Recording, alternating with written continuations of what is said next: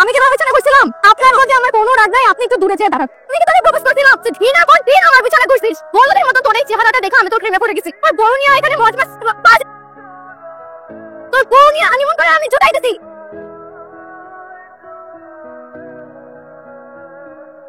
মাইকে অ্যানাউন্স করে দাও না, একটা ব্যাগ পাওয়া গেছে।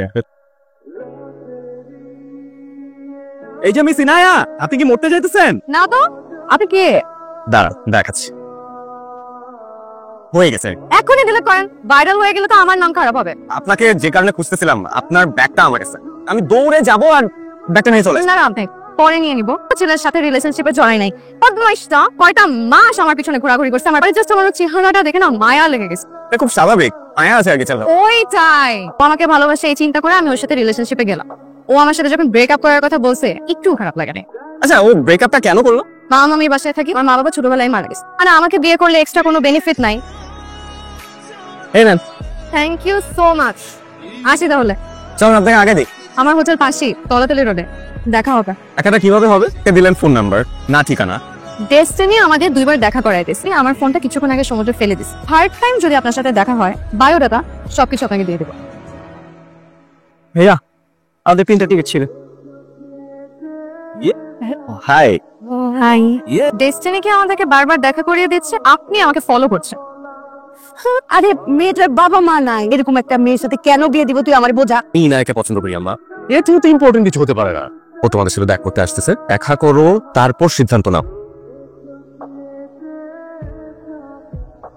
আন্টি কেমন আছেন? মানে আমি আমার ছেলের বউ পেয়ে গেছি, আমি এখন নিশ্চিন্ত। ফিলিং ভেরি লাকি যে আমি সারা জীবন তোমার দিকে এভাবে তাকিয়ে থাকতে পারবো। যদি কখনো আমাকে ছেড়ে যাওয়ার প্ল্যান করে থাকো, নো প্ল্যানস। একদম ডিরেক্ট মার্ডার করে ফেলুন। উইকলি দুইবার আমার সাথে অবশ্যই দেখা করবা। 3টা তো বেজে গেল, তোমার স্পেশাল গেস্ট কই? আসবে আসবে, চলে আসছে। দেখো কাকে নিয়ে আসছি। ইনায়া কেমন আছো?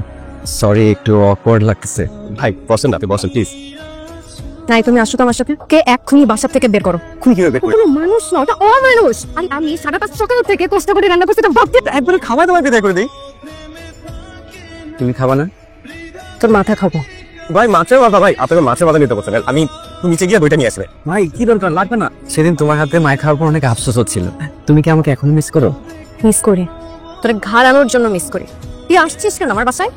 তোর কোনো কমন সেন্স নাই? ওই তো বললো তুমি এখন আমাকে অনেক মিস করো, কান্না করতে করতে বালিশ ভিজায় ফেলো। বটি নিয়ে আসতেছি, দাঁড়া। মাছের মাথা খাবি? এত নিচে নেমে আসলে, নিচে না নামলে তো এতক্ষণ উপরে উঠে যেতাম। ভাই আরে ভাই শীতল ছাও প্লিজ, মাফ চাই, দোয়াও চাই। আরে মনে নাই আজকে আমার চেকআপ করানোর কথা? বৃষ্টিতে আটকে গেছি, একটু ম্যানেজ করে নাও আজকে। সরি। আমি সরি তো। সরি বলার তো কোনো দরকার নেই, তোকে আমি 2 দিন ধরে বলতেছি যে আমার শরীরটা ভালো না।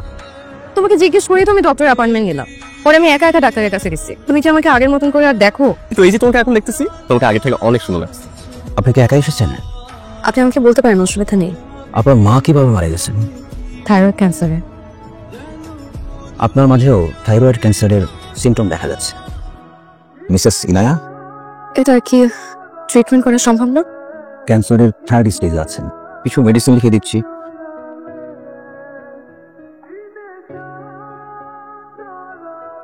উফ, আমি 1 কোটি টাকা টেন্ডার জমা দিয়েছিলাম, এটা ওয়ার্কআউট পেয়ে গেছি, ব্যবসার 10 লাখ টাকা প্রফিট হবে। কি হলো, তুমি খুশি হও নাই? কি ব্যাপার, তুমি কাঁদতেছো কেন?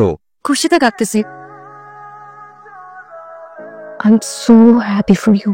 তুমি একদিন আগে হলেও যেন আমার মৃত্যু হয়, কারণ তোমাকে হারানোর কষ্ট আমি সহ্য করতে পারবো না।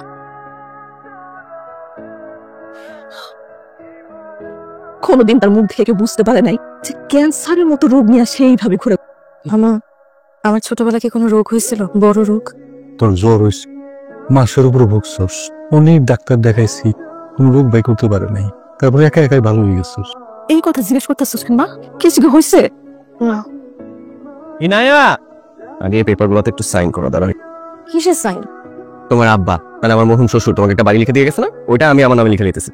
যদি তোমারই হয় তাহলে লিখে নেওয়ার কি আছে? যদি তুমি আমার ফোনে ছেড়ে চলে যাও, বাড়িটা হাতছাড়া হয়ে যাবে না? কি হলো, তুমি এত সিরিয়াস হয়ে যাইতেছো কেন?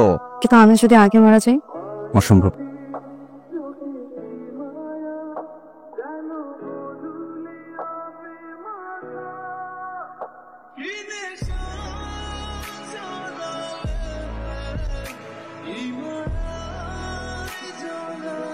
দেখো আজকে আমি তাড়াতাড়ি বাসা চলে আসি। আজকে কি করলা সারাদিন? আজকে অনেক কাজ ছিল, 12টার দিকে বের হয়ে সাফি ভাইয়ের সাথে মিটিং ছিল। তারপর রবিবারে টেন্ডারের কাগজপত্রগুলো রেডি করতে গিয়ে 7টা বেজে গেল। তারপর সাথে সময় একটা মিটিং ছিল। কার সাথে? র মেটেরিয়াল সাপ্লাই দেয় না, ওর সাথে। তুমি শিওর 7টার সময় জাফর সাহেবের সাথে মিটিং ছিল? এবং আমার সন্ধ্যা 7টার সময় তুমি আনুশের সাথে ছিল। খাওয়া বন্ধ হয়ে যাওয়ার মতন কিছু হয়নি। তুমি আই সরি আহির, এই নিজস্ব একটা স্পেস থাকে। রাত 1টার সময় যখন ফোনে টেক্সট আসে তখন আমি ভাবলাম যে হয়তো কোনো, তখন দেখলাম মানুষের টেক্সট। আমার আসলে উচিত হয় তোমার পার্সোনাল টেক্সট চেক করা। করতে যাচ্ছ, কি করতে যাচ্ছ, আমার তাতে কিচ্ছু আসে যায় না। কিন্তু তুমি আমার সাথে কখনো মিথ্যা কথা বলবে না প্লিজ। আমার কথাটা একটু বোঝার চেষ্টা করো। আমি যথেষ্ট বুঝি তুমি আমার থেকে কিছু একটা লুকাইতেছো। জানি তুমি আমাকে ছুঁয়ে কোনোদিন মিথ্যা কথা বলবে না। সন্ধ্যা 7টার সময় তুমি কার সাথে? সন্ধ্যা 7টার সময় আমি আমার ফ্রেন্ডের সাথে দেখা করতে গেছিলাম। তো তুমি তোমাকে বললেই পারতা। দেখো বলি নাই, তুমি কি থেকে কি চিন্তা করবো? আমি তুমি যদি যে এখন আরেকটা বিয়েও করো আমি কিচ্ছু চিন্তা করবো না। হ্যালো, এটা চলে আসছি। আপনি কই? একটু প্রিয়ন্তি বসে আসছে।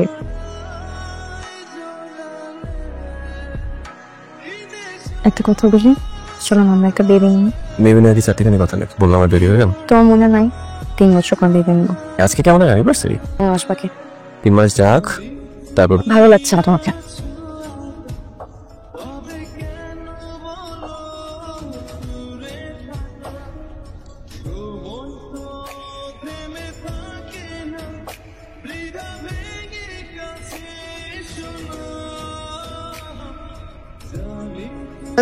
নানসি জোগাড় আমার জন্য একটা স্পেশাল গিফট আছে।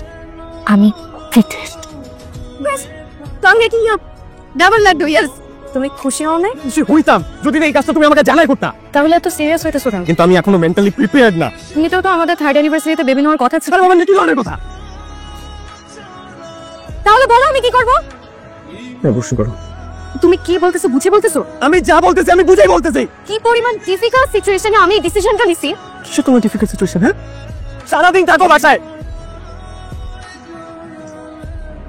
আমার কষ্ট তো তুমি কোনোদিন বুঝবে না।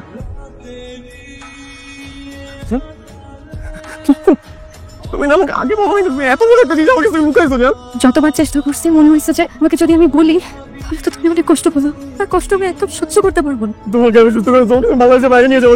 কিচ্ছু হবে না, কোনো আশা নাই। আর 1টা বছর সময় আছে। আর আমাদের এই বাচ্চাটা আমাদের ভালোবাসার স্মৃতি হিসেবে রেখে গেল। এই বাচ্চাটাকে দেখে তোমার আমার খুব মনে পড়ে।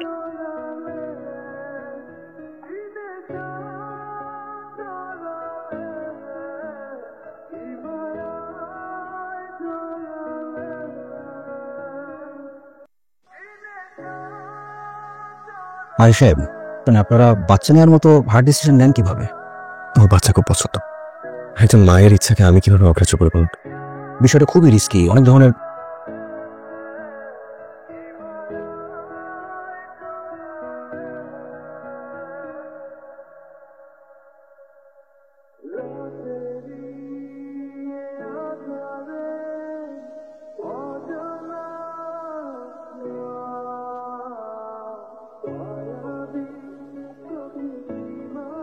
মুখ এরকম কালা করে রাখছিস কেন? মোটরে যাবো নাকি?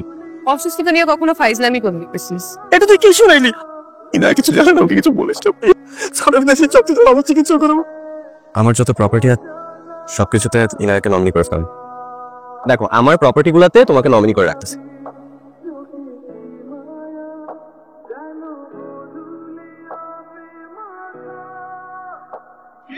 বলতে চেয়েছিলাম, বিশ্বাস করো।